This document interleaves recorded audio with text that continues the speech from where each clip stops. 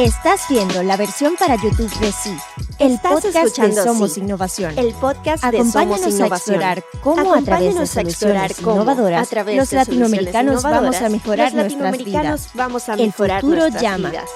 El futuro llama. Hola, soy Federico Fernández. Bienvenidos a un nuevo episodio de Sí, el podcast de Somos Innovación. Hoy vamos a conversar con Ian Khan acerca de las oportunidades que ofrece el uso de tecnología para los servicios de los gobiernos, el documental GX Now y cómo estar preparados para el futuro. Ian es un experto en tecnología e innovación, enfocado en los cambios que van a experimentar nuestras economías en el futuro.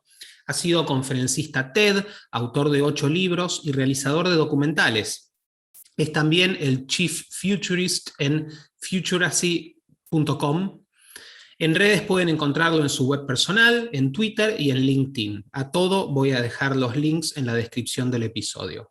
Ian, welcome to See. Thank you for having me, Federico. It's a pleasure. Great. It's great having you. And I wanted to ask you, I knew, let's say, about you and about the amazing work you are doing. Firstly, thanks to the GX podcast. Yeah. And then I found out about the GX program of the United Arab Emirates, for which you are a mentor, besides hosting the podcast. And well, this program focuses in improving government experience. As far as I know, I mean, for my experience and the experience of everyone I know in Latin America, we don't know that much about what's going on in the UAE regarding this. What can you tell us about the program? When was it born? How it's developing? Of course. So the GX program, or the government experience program that the government of the United Arab Emirates, specifically the Prime Minister's office in the United Arab Emirates runs, is really about changing the perception of how governments function, how do they deliver services, what kind of mechanisms do service delivery have, how can you reduce the friction points between people and government coming together, and how can that experience be seamless, right? It can be seamless, it can be interactive, and how can you use technology to do all of that if needed. So it's not only all about technology. The initiative was started a few years ago at the UAE government, and I was part of that initial kickoff.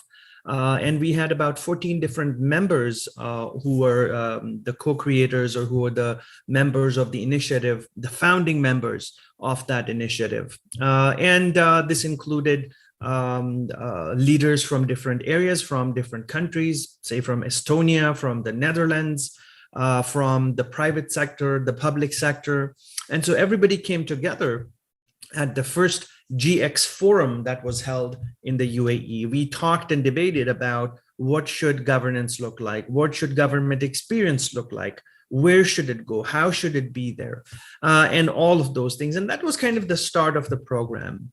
Right now, GX is growing towards becoming a template. It's more of a template and a framework for governments to follow, even for the UAE government to follow, and in different departments and groups, because with every government, there's complexity of different entities, different providers, different suppliers, vendors, the needs of all those entities. There's still a long way to go. I'm unable to comment on it officially. I do not work for the government of the UAE, but as an outsider who is part of that initiative, who's connected to that initiative, and we've made the film GX Now and had the podcast series as well. I think it's a very interesting domain in government experience, and if governments start to follow it and being part of the GX revolution, I think there's incredible value in it. Indeed. And you mentioned another country that, I'm very fond of, and I don't work for them or the government, so I'm not speaking in any official terms, but which is Estonia. And it's, by the way, we are taping this on August the 24th. Last Friday was the 30th anniversary of the independence of Estonia. There were a couple of very high public officials featured on the documentary, and I'll go to the documentary in a minute, but what can you tell us about Estonia? I suppose you're familiar with the experience. How do you see it? Of course. So Estonia is a really amazing nation in Europe, for those of us who don't know it. And really the history of Estonia is that it was part of Russia a long, long time ago. And then it became independent, and the country had nothing. They had literally no infrastructure, no technology, nothing.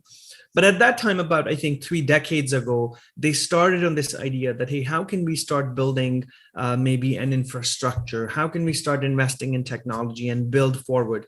And fast forward, 3 decades, which is now, Estonia is really considered to be the poster child for technology, for enablement of technology, for digital government, for e-residency, and many incredible options and initiatives that they have started as a nation. So Estonia is a really good example of how things should be, where we should go, where governments should go, but keeping in consideration that Estonia is also a very small country with a small number of population. And so when you compare it with some of the larger countries, let's say Mexico or Brazil or India, it's a different approach altogether, but we can follow the ideology and the methodology to create that excellence within government.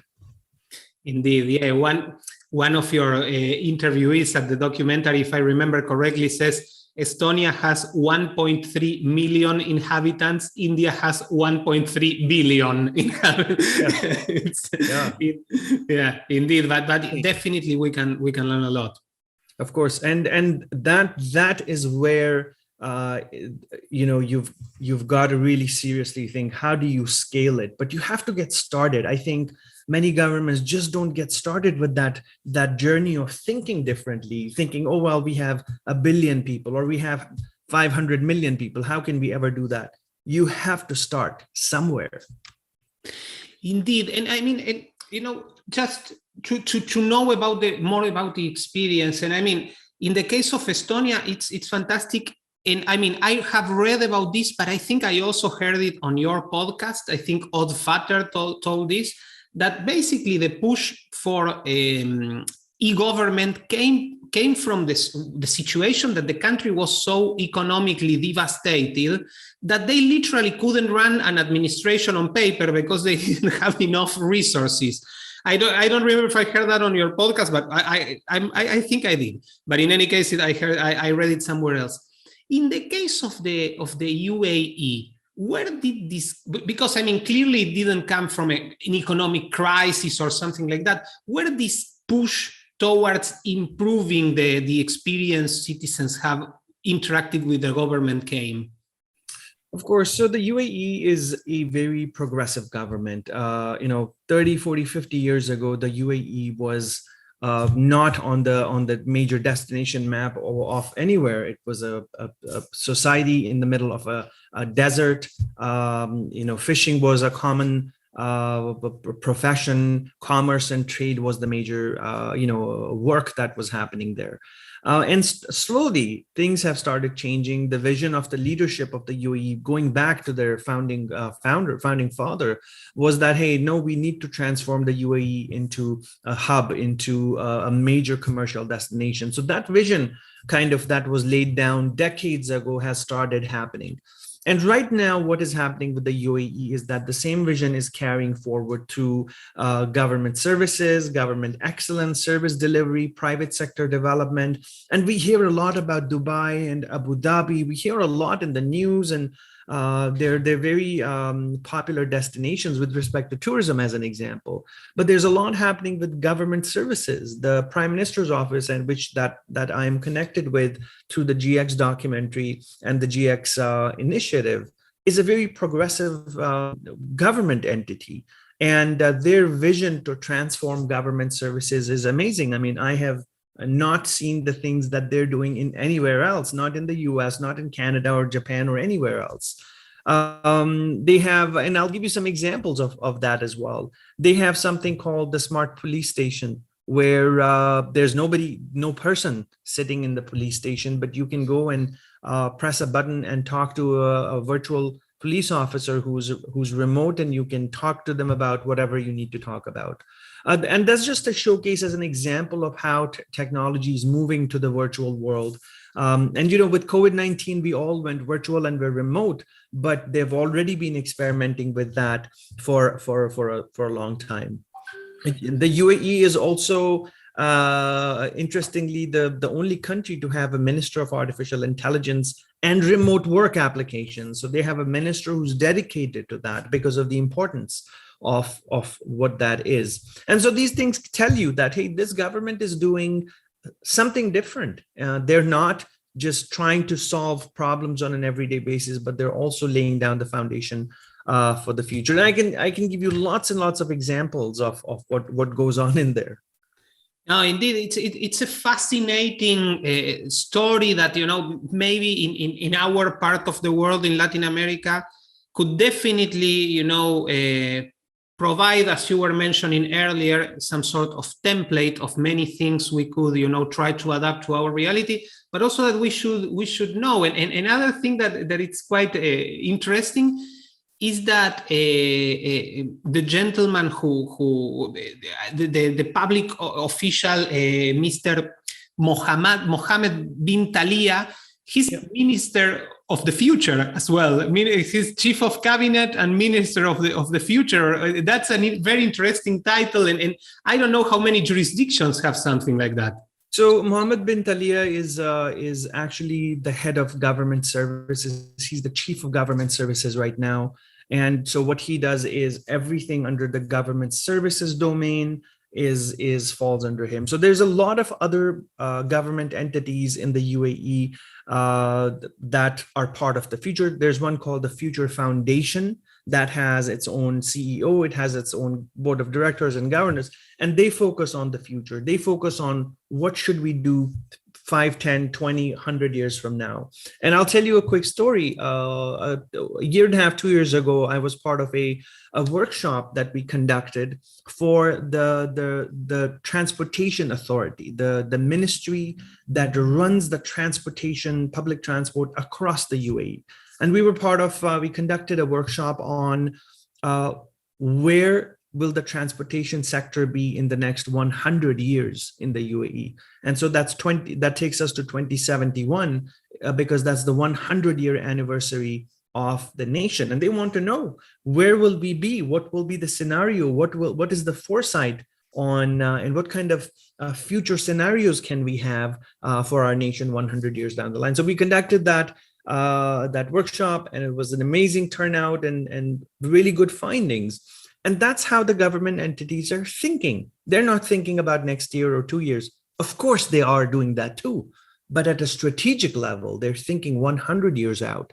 And that is a big lesson in its own. And I would love for governments in Latin America to start doing that and do that maybe once a year, or do an exercise with leaders once a year or once every 2 years, that, hey, let's think, where can we go? Because if you don't know where you want to go, you can't get there, right? You have to have a plan for something big in order to get there. Indeed. And I think there's a saying which is something like that: if you're not where you're going, you never have, a tailwind. And it's, and indeed. And how was it? I mean, we mentioned it. I'll put a link in the description to the documentary. How was it making the GX Now documentary? What were the goals that you set, before doing it, and how was the whole experience? Yeah, of course. So filming GX Now, the documentary was great. It was a great experience. I had to build from my previous experience on filming Blockchain City. That was my first documentary. And it was about the rise of blockchain and where blockchain is and where it's going. So we covered Dubai quite a bit in that, because Dubai is doing a lot with blockchain. Their entire government is moving to blockchain few years. And so GX, because I was also part of the initiative, it was the next thing for me to do is, hey, how can we capture what is happening with governments across the world and where they are headed? Let's capture that moment. Let's tell the story to the rest of the world, because the initiative, yes, we know it, but the rest of the world doesn't know it, right? And so it was about identifying who should we talk to. And I said, well, let's talk to everybody who's part of the GX initiative, which was people and experts from Europe, from Middle East, from America, and to ask them, where is this domain going? So I did a lot of extensive travel, and we filmed all the interviews, we scheduled them, and out came the documentary, which was really supported by even the government of the UAE, and they were very happy about seeing it.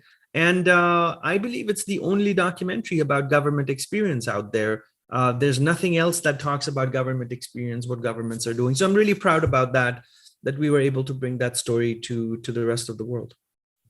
Yeah, it's a magnificent documentary. And by the way, and please, this is not a criticism to the documentary at all, but if I remember correctly, there's no one featured from Latin America there. And I think, I mean, and again, this is not a criticism to the documentary. Unfortunately, I think that shows that there's not much happening in this part of the world about improving government experience. So Federico, there's a reason for that. The reason why and there were many other countries that we could have featured in the documentary. For example, Spain and the city of Barcelona, amazing, incredible infrastructure, one of the leaders in smart city development. We didn't interview them because there are so many different parties and so many different interesting stories we could tell. So we had to limit ourselves to the countries who are part of the GX initiative, because otherwise it's too big, right? If I do the documentary called GX Now Part 2, then yes, there are many other stories that we can tell in that. There's Singapore, there's again, Denmark, there's many, many other countries. One of the things that I believe that Latin America needs to focus on as well, the idea of smart cities, the idea of smart governance. And it's hard to find a city, a development in Latin America right now that is an emerging smart city, that is a government that's focused on artificial intelligence, a government entity that's talking about blockchain, and they're experimenting with it. So that's the challenge that we have right now in Latin America. But I think the potential is there, the opportunity is there. Latin America is full of talent, right? It's full of startups, it's full of young people, it's full of people who are intelligent and can build solutions. And I think that collision between government and a positive collision between government and these minds should come together. Private investors should come together. Government equity needs to be put in, and we will really see some good results in the future, I'm sure. Yeah, indeed. I mean, potential there is a lot of talented people. I mean, in the last, 6 months or so, there has been an explosion of new Latin American unicorns. By Argentina, just literally in the last 3 months, has like 3 new technological unicorns. So there's definitely potential. On the other hand, and not to be too critical, but unfortunately, sometimes instead of a coalition between government and private sector, there's a collision, and the results are not that they are not the best we could have. Yeah. In any case, and coming back again to the documentary, you interviewed, amazing people, very interesting. There are a lot of things that you can learn from there, but there was something, and maybe it's a little bit obvious, but I think it has profound repercussions. One of the people you interviewed, Mr. Alain Beyani, he's a retail businessman. If I remember correctly, he runs, I think, like the biggest retail chain in the UAE. He said something that, again, can be seen as obvious, but we should always remind ourselves and understand that it's a big problem. One of the things he said is that governments have mostly prioritized their needs over the ones of their citizens while providing services. And this is something that for a very long time we have, naturalized, that we thought, yes, we have to go to a public office. It will be horrible. We're going to waste a lot of time. We're probably going to be mistreated, and we won't get what we need, probably. That's basically the experience. And and this is something, let's say, if a company, if you would do that to your clients, you wouldn't be very successful. Correct. This mindset is definitely changing, I think. And what are, let's say, like the driving forces you see that are, pushing towards governments trying to provide a better experience? Is it changes in technology? What is it? Great question. I think there are multiple things that impact this, and there's multiple forces that come together and converge in order to make this happen. There's, of course, the fundamental of these is, it's a top-down approach. So the fundamental is the leadership of the country, of the municipality, of the city, of the government. A lot depends on what their direction is. And that goes back to the people. That goes back to the people who is their, democratically appointed leader, who is their person in power, who is their head of their entity, and so on. So it's really important that you have the right people in the right places who will help you thrive, who will help you flourish. Because if that doesn't happen, then people who are creative, people who have ideas, they can never bring their ideas to the table. So that needs to be done. There's also the impact of influencers, and I'm not talking about social media influencers, but people in government, people in power, the other people who can make things happen. So you've got to have a champion. You have to find a champion who will champion your cause, who will talk to governments, who will talk to ministers, who will talk to higher authorities about creating a framework, doing something new, right? Starting something new. And of course, as an industry, as a private industry, as an example, if you're a leader, a provider, somebody in private industry, don't wait for people to do things for you. Build a coalition, build a think tank, build a group of an advocacy group that will help get your voice where it needs to be. Because alone, you're just alone, right? But when you join forces with others, you become strong. And I think that the power of coalitions is very important in order to succeed and thrive in any environment. I think these are some of the things that, of course, need to be done. I can talk about infrastructure and I can talk about all the negative things, but that impact development, but you only need one reason to pursue it. And if you really think that it's the good for everybody, then nothing should stop you from doing it. Yeah, indeed. And, sorry for quoting something we've done in the past, but with the Somos Innovación network, by the end of 2019, we conducted an opinion poll done by a professional company. It wasn't something done on social media or anything like that, but in 5 countries, Argentina, Brazil, Chile, Colombia, and Mexico, which are probably the biggest countries on many metrics in the region, to see what Latin Americans thought and felt about innovation, how it interacted with regulation, what they thought about certain. Unfortunately, in many cases, we have a very restrictive, regulatory scenario, lots of prohibitions and lots of complications in order to start a company and things like that. And the results were amazing in the sense that by huge numbers, 85, 90%, 89%, people were basically in favor of innovation. They consider it crucial for job creation. They consider it crucial for the future of their economies. It's not that there was, let's say, a claim for absolute deregulation, but people totally understands that regulation can become, when it's not smart, when it's not in order to try, to keep public safety, but allow people to experiment, to try new things, it chokes creativity. And in that sense, I mean, this comes to what you were saying. One of the objectives that we have with Somos Innovación is basically try to be part of this coalition, of this pro-innovation,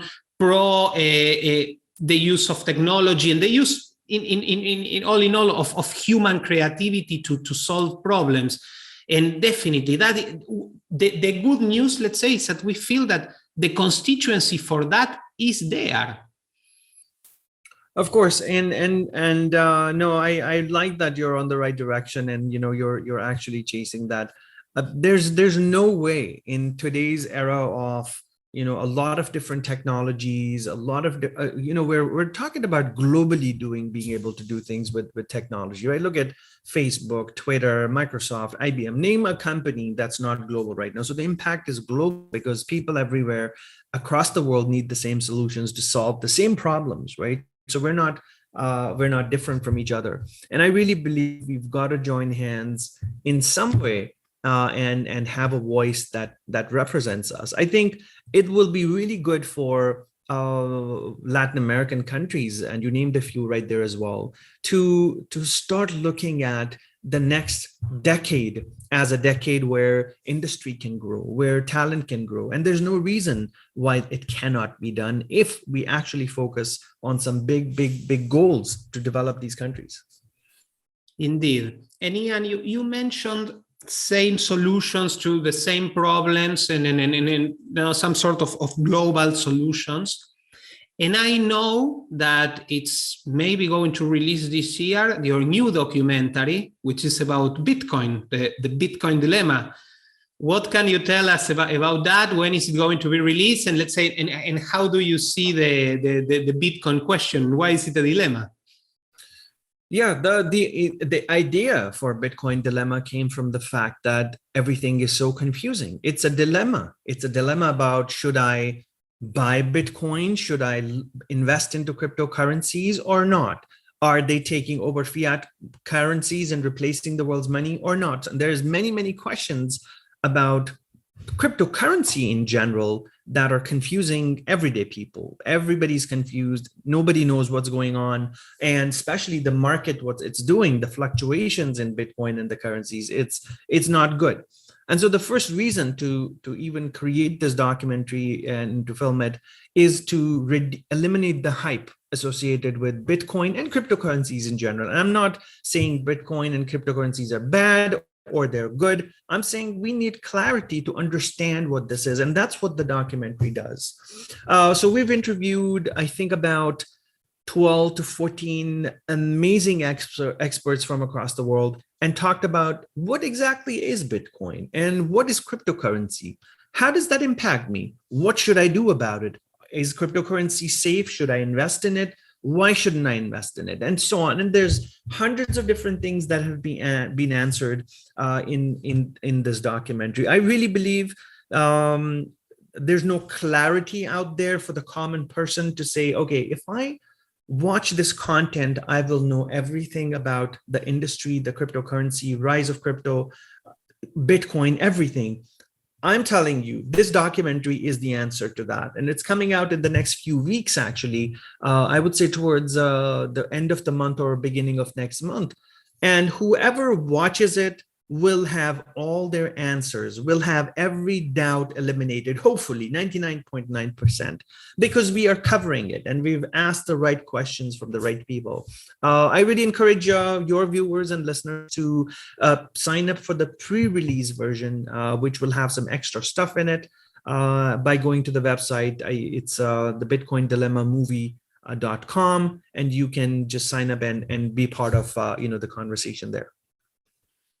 Good. Fantastic. Yeah, definitely. We'll include a link to that. And I'm really looking forward to seeing it as well. It's definitely, I mean, it's a very interesting topic. Your first documentary, which I haven't seen yet, sorry. So it's about blockchain. Now you're very much interested in Bitcoin. Clearly, you're interested in government services and how to improve these experiences. There is, and let's say, I'm totally on that page as well. On the other hand, there are certain, let's say, criticisms or lights of a certain alarm, red lights regarding the use of technology in government and the potential for it becoming a little bit totalitarian or destructive. Some of those things, I remember there was an American expert interview that the GX Now documentary that mentioned maybe it's better that, municipal, state and federal government don't share like the same, because it could, how do you see that? How big of a danger you consider that is, how do you balance the pros and cons?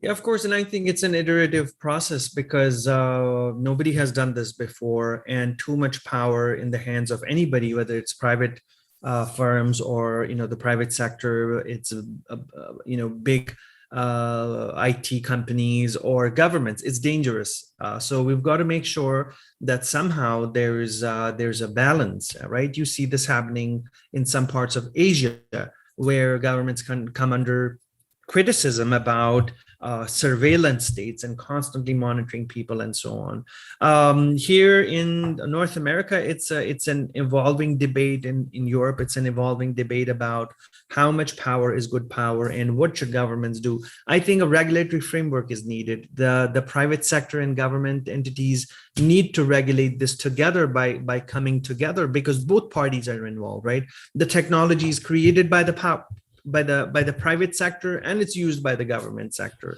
You also have things such as the autonomous drones, the killer drones. There's many different dark areas of technology that should really be looked into really seriously. And you mentioned my previous films. I have a documentary lined up for the end of the year called AI, the Next Frontier, Artificial Intelligence, Next Frontier, that covers everything that's happening with artificial intelligence, surveillance states, the killer drones, productivity, robotics, cognition, algorithm economy, and where that's headed. So there's a project that's coming up towards the end of the year, which I'm sure your viewers and listeners will enjoy watching as well. And these are some of the things we have covered in there and talked to some amazing experts from across the world, again, to bring that clarity to the world. Indeed, well, I mean, clearly you keep yourself very busy, which is very good for us. Yeah. No, definitely. I mean, and the potential. I mean, and this is in part why we are so interested in this. The potential for, let's say, GovTech and all these tools to bring transparency and accountability to the public administration. I think that overweights, let's say, all the other concerns that we may have. But before, and we'll be wrapping up in a few minutes. And again, I really thank you for your time. But before, let's say, letting you go, there are a couple of more questions that I want to ask you. And one of them has to do with your concept of future readiness. What can you tell us about it? So in the circles of foresight and the future, there are many different incredible things. You can have different ways of understanding what the future will be, right? You can have forecasting, you can have Delphi analysis, you can have many different things that can tell us, okay, what can happen 5 years from now? What can happen 10 years or 15 or 20 years from now? And which is great. It's amazing. One of the things that has been missing in foresight circles is how does an organization take that idea and say, okay, I have a dashboard to check for how ready I am for disruption. How much impact can disruptive technology have on me, or what's happening around the world can have on me? And all of that came up together for me to say, hey, I think there's something missing and we need a metric, we need a number, we need a scoring system where we can rank and rate future readiness. How ready am I as an organization for the future? Literally, that's it. And so that's like the last 20 years of my work culminated into this one thing called the Future Readiness Score. The Future Readiness Score is an assessment of an organization's different areas, 7 different areas, and how much impact can they have because of disruption, how disruption proof that the organization can be. And so we do a workshop on that, and we build a future readiness score for an organization by asking about 200 different questions to typically a leadership audience. And we come up with the score and say, hey, here's your score. Your score is, 929 or 1015 or 200. The lower it is, it's bad if it's low. And based on that score, here are the recommendations that your organization can go through. And here are the key areas of impact that you can address to be disruption proof. And that's what the Future Readiness Score and the Future Readiness methodology is all about. Very, very interesting. And well, you mentioned previously your other upcoming documentary about AI. And sorry if this question is a little bit too general, but we were talking about being ready for the future. Do you see, so, let's say societies in the Western world, to, put it in some, space, do you see them ready for the impact that AI is going to have, upon us, particularly over the labor market, and how, let's say, we have conducted things so far? No, I think, in fact, on the contrary, every society today, even the most advanced ones that we've talked about, nobody's ready for the impact, the negative impact that artificial intelligence related technologies can have. And having said that, not every impact that AI will have will be negative. There's also many positive sides to it. I think it'll be a process of just a slow evolution of AI and its systems. We have AI in the world today, and we're using it in our cars, in our other systems. And so it'll happen seamlessly, but we need to be, for the lack of a better word, be future ready as individuals as well, to say, hey, in the next 5 years, maybe in my country or my city, these things will happen. How can I be more future ready with my career, with my life, with my finances? What can I do? How can I upskill? As an organization, you can ask that question that, hey, we are seeing a particular technology impacting our industry in our city or in our country. What can we do as an organization to be future ready, because we see this thing increasing day by day? What can we do to be future ready?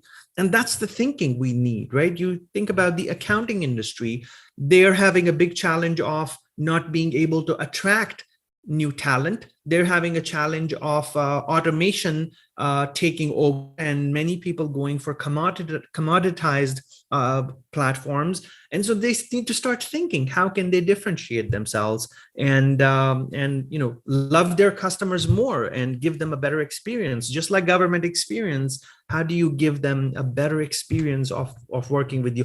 And there's many things we can talk about. You asked me about my documentaries. I'll give you a quick list of our projects that are coming. So the first one was Blockchain City. It's available on Amazon.com. It's available on YouTube. Just look for Blockchain City and it's free to watch. You guys can watch it. The second one was GX, and it's GX Now. It's available on the website. It's available on YouTube. You can watch it for free. It's available on Amazon. The fresh one that's coming out now is the Bitcoin Dilemma. It's everything about cryptocurrencies and where that is going and how that can impact us. It will be on YouTube, Amazon, and a bunch of other places. After that is coming the Future of Work. It is a project underway right now. We're in the post-production of it, called the Future of Work. And it's about the future of work. What jobs are being impacted by technology? Where are we headed? Why are we headed there? What is going on with work, life, everything? So that is happening. Then we have AI, the Next Frontier, which will be coming out in, I think, October timeframe. And that is all about artificial intelligence. And there's few other projects that are lined up towards the end of the year and next year. So we're very busy with producing content that our viewers, subscribers, the people who want to know more can watch, and hopefully it'll make a difference. Definitely it will. And we will have to have you like in several episodes in the future to discuss all these amazing documentaries. And just to wrap up, and this was something, I didn't know you were working on a documentary about this topic as well, but this is the last thing I want to ask you. Please. We recently had Jeff Booth, who is based in Canada, like you. He's a successful entrepreneur. He wrote last year, I think, one of the most significant books of this century, which is called The Price of Tomorrow. He analyzes the impact of technology and innovation and how exponential changes are impacting. And again, with a very positive view, but he's very clear and explicit in the sense that, according to him, this time things will be different. So far, let's say, the implementation of technology has destroyed jobs, but created other jobs. Particularly when you add to the mix, let's say, artificial intelligence, many jobs will be destroyed and won't be replaced by new jobs. How do you see that situation? Of course, yeah, I really see the I really see technology changing our relationship with what we know as trading time with our skill, right? Many jobs today, many actions that we perform, we're literally trading our time with the skills we have. If I'm a person who works in a factory and I have a skill of doing something, maybe tightening a nut or a bolt or putting a product together, I go to that factory, spend 8-10 hours there doing that task. If I work in a company where my job is to do data entry and I enter data every day, I'm trading my time with that skill. Now, what happens when these skills are automated, right? That's what we're talking about. When machines are able to do that, when a robot is able to tighten these bolts and put these products together or assemble something, or a robot, a bot inside a computer or AI technology is able to collect all the data, clean up the data, and do all the data entry. So now the time and skill thing is broken because that's what we were relying on for an income. I really think this is a wake-up call for humanity, for wake-up call for professionals of all kind to think that I cannot trade my time anymore with the skill that I have. How do I build a better skill set that machines cannot take over? And there's many ways to doing that, right? There's many jobs and needs that need to be fulfilled. I really think we have a very narrow vision of where we are headed and what our capabilities are. And we think we can just do one thing. People are incredible, right? We can do amazing things if we put our mind to it. And I think it's a time for people to reflect back upon what they do, who they are, what their capabilities are. And that could be a really great thing. One of the things that we're seeing now as the COVID-19 pandemic is evolving, and it's been a year and a half, is a phenomenon that's happening right now called the Great Resignation. And the Great Resignation is about millions of people saying to their employers, I'm not coming back. I'm resigning from my job. I don't want to come back and work for you guys. And at least it's happening in the US and in some parts of North America, that as a person now, I have a choice of choosing the job that I want to do rather than somebody dictating to me that this is the job and role you're going to do. So people are now also realizing that they have freedoms, they have needs, whether working from home, spending more time with family, less, I don't know, whoever wants all of that. And so it's a great time for us to understand where we're headed, what our needs are, what our wants are, what are we good at. And there are many ways of doing that. We can find out what we love doing by some strategies as well. And they're out there. Ian, thank you very much for your time. It was a pleasure having you. And really, and I hope we can have you again for one of your multiple upcoming projects. Pleasure. Thank you for having me. And it's been an absolute thrill. Thank you. Thank you. And well, for everyone who listened, don't forget to subscribe at any platform you use to listening to podcasts. You can also subscribe on YouTube. And we'll see you on the next episode of Sí, el podcast de Somos Innovación. Sí es el podcast de Somos Innovación. Sí es el podcast de Somos Innovación.lat para SomosInnovacion.lat. No olvides compartir este episodio a través de tus redes. Compartir este episodio a través de tus redes.